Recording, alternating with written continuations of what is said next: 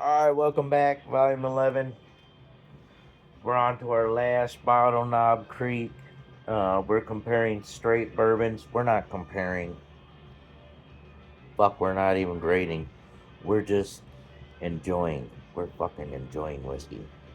And we're talking shit. And if you're with me, you could talk shit with me.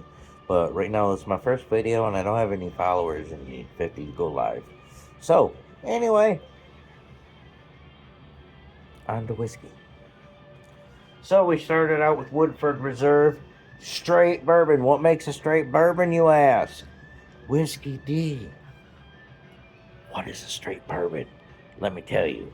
A straight bourbon, by standards, has to be at least 51% corn. And it has to be aged at least a minimum of 2 years in a charred, that means burned, oak barrel. Right?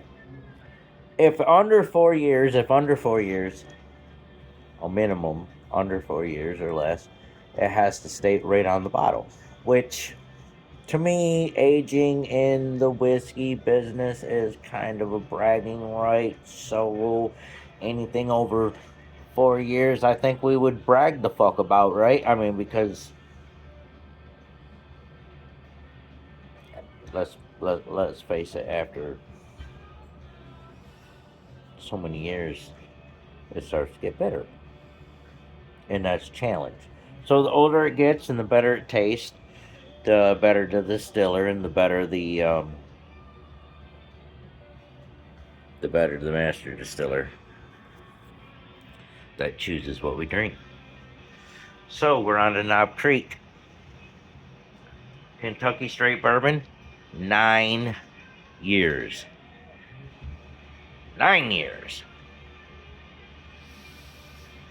And this is not even a very expensive bottle. What did I pay for this? Average 35. I don't think I paid $40 for it. So let's take a look at this bottle.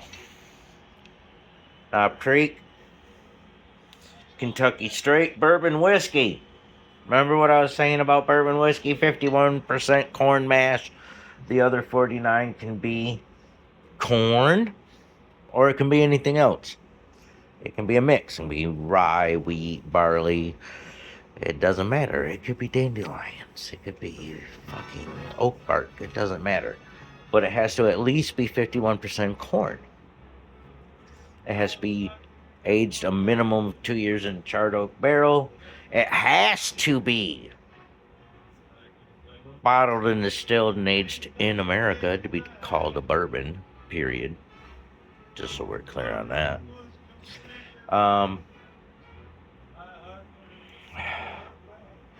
Also, there is no added coloring or flavoring allowed in a straight bourbon or a rye whiskey. Keep that in mind, because who wants bullshit in their fucking whiskey? Nobody. Motherfuckers that drink liqueur and schnapps and mixed drinks and what the fucks and...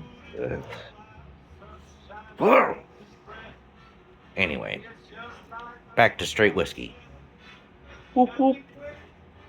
Team Ramrod. Anyway, so we're on to Knob Creek.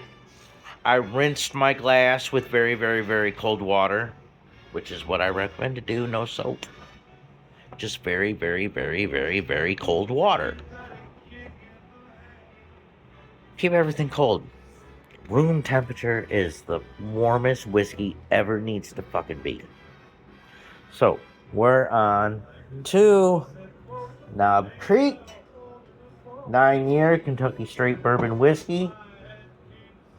This is 100 proof, which is 50% alcohol. And if you do the math, that means if you take the percentage of alcohol in any drink, you can multiply by 2, and that's your proof. Right? So if we got a beer and it's 6% alcohol, it's 12 proof. And if we have a wine, it's 12% alcohol, it's 24 proof. Very simple, right? A lot of your very whiskers.